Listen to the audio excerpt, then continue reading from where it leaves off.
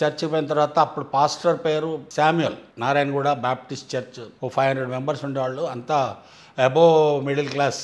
అక్కడ పోతుంటే అక్కడ ఎంటర్టైన్మెంట్ లాగా ఉండేది నాకు తప్ప, నేనేదో దేవుళ్ళలోకి పోతున్నట్టు ఇప్పుడు వీళ్ళందరూ చెప్పినట్టు ఆ యేసుక్రీస్తు నాకు ఆవహించినట్టు ఏదో కాలేదు నాకైతే. బట్ ప్రేయర్ చేస్తున్నాడు. నేను ఒక సిచ్యువేషన్లో ఎట్లా వచ్చినా అంటే, వాడి బాధ చూడలేక నేను వాడికి మెర్సీ కిల్లింగ్ అప్లికేషన్ కూడా పెడదామనేంత వేదనలో ఉన్నప్పుడు వాళ్ళు ఏదో చెప్పడం, నా మనసులో విషబీజాలు నాటి ఉంటారు.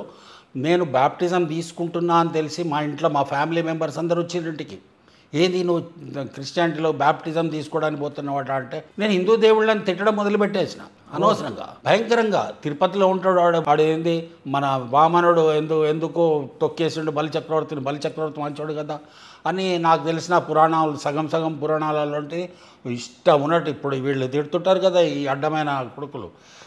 అట్లా నేను కూడా మా ఇంట్లో మా వదినలు అన్నయ్యలు పిల్లలందరూ వచ్చినప్పుడు తిట్టడం మొదలుపెట్టిన. నాకు అది అంటే ఆ దయ్యం వాళ్ళు చెప్పే సైతాన్ ఉంటుంది కదా, వాళ్ళు ఇప్పటికి ఎక్కింది.